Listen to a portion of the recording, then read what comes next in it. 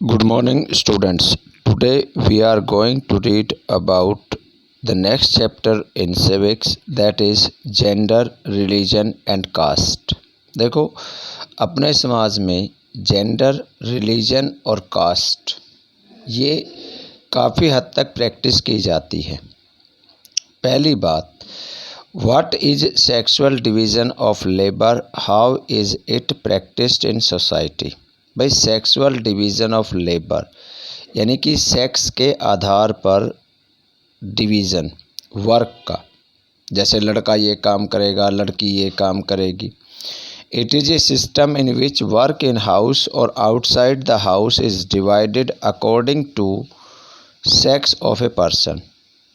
एक व्यक्ति के सेक्स के अनुसार, लिंग के अनुसार घर और घर के बाहर जो है उसके काम बटे हुए हैं।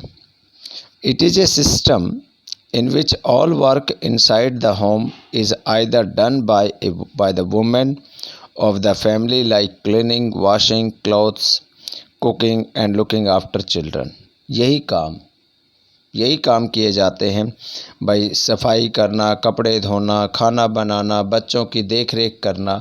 ये एक ऐसा सिस्टम है जो ये कहता है कि भाई ये कौन करेगा, वुमेन करेगी। इट इज़ नॉट सो, और ऐसा भी नहीं है कि भाई ये काम केवल लेडीज़ ही करती हैं। आप कोई भी आदमी एक कुक, एक शेफ़ बनना पसंद करेगा अगर उसे अच्छी सैलरी मिले तो।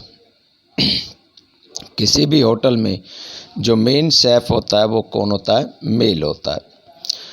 और वुमेन जो है, women work outside the home as well as in the village. गाँव के अंदर घर के बाहर से पानी लाना, फ्यूल वुड कलेक्ट करना, खेतों में काम करना घर के बाहर का काम है, लेकिन इसमें लेडीज़ करती हैं।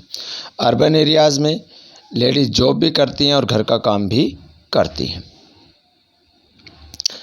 Women do the work outside the home in addition of the domestic work. घर में भी काम करती हैं और घर के बाहर भी काम करती हैं, लेकिन इनके काम की कोई वैल्यू नहीं होती।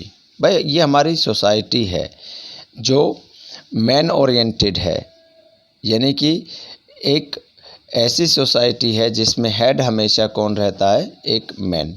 तो वुमेन के वर्क को कोई भी प्रीफर नहीं करता, कोई भी वैल्यू नहीं देता।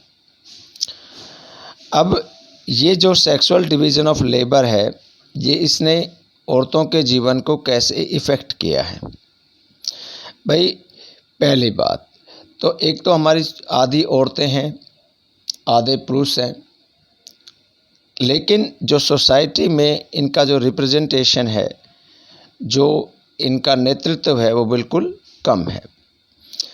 अर्लियर सोसाइटी के अंदर तो औरतों को कोई भी पब्लिक वर्क करने की परमिशन नहीं थी, यानी कि कोई इलेक्शन लड़ना, कोई वोट करना, कोई किसी भी जो पब्लिक लाइफ है उसके अंदर कोई अपना डिसीजन देना, कोई अपना आइडिया बताना, कुछ भी अलाउड नहीं था।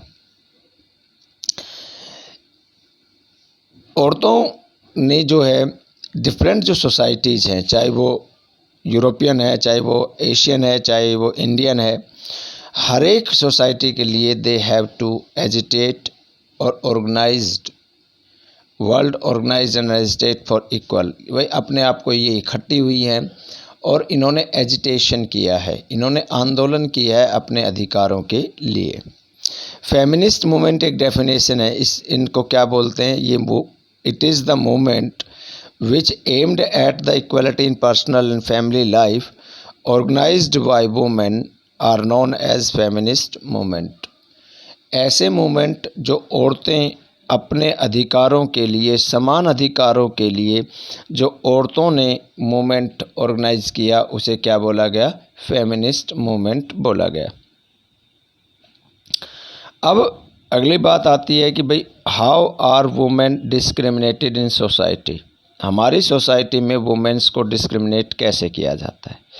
पहला, भाई, the literacy rate of women is less than man.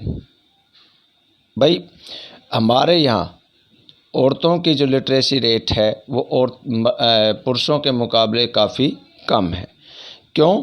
क्योंकि हमारे यहाँ बहुत सारे ऐसे सोच के लोग हैं जो लड़कियों को हायर स्टडीज़ के लिए नहीं भेजते, और जिसके पास अगर रिसोर्सेज की कमी है तो वो अपने रिसोर्सेज को एक बॉय पे स्पेंड करना पसंद करता, ना कि एक गर्ल पर।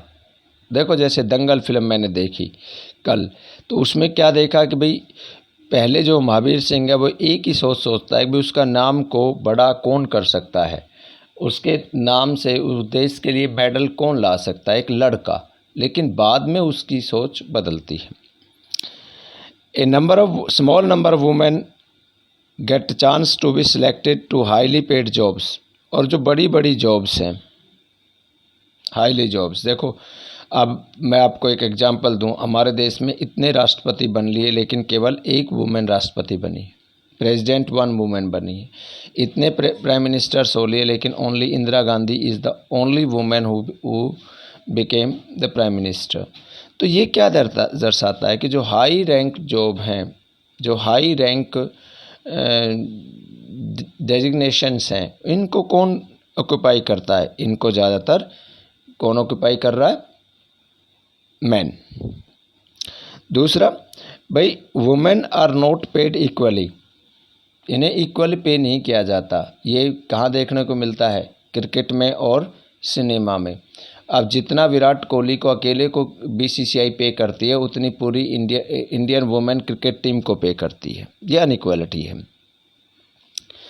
और आज के हमारे सोसाइटी में we would like to have a boy not a girl. हम एक लड़की चाहते हैं, ना कि एक लड़का चाहते हैं, ना कि एक लड़की। और इससे क्या हो गया? एक अबॉर्शन, एक सिस्टम चला अबॉर्शन वाला, और इससे सेक्स रेशियो डिक्लाइन हो गया। और womens have to face domestic violence like beating, harassment at home as well as work place. There work is not valued. औरतों को फिजिकल मेंटल हरासमेंट का भी सामना करना पड़ता है और इनके काम की कोई वैल्यू नहीं होती। Thank you, God bless you.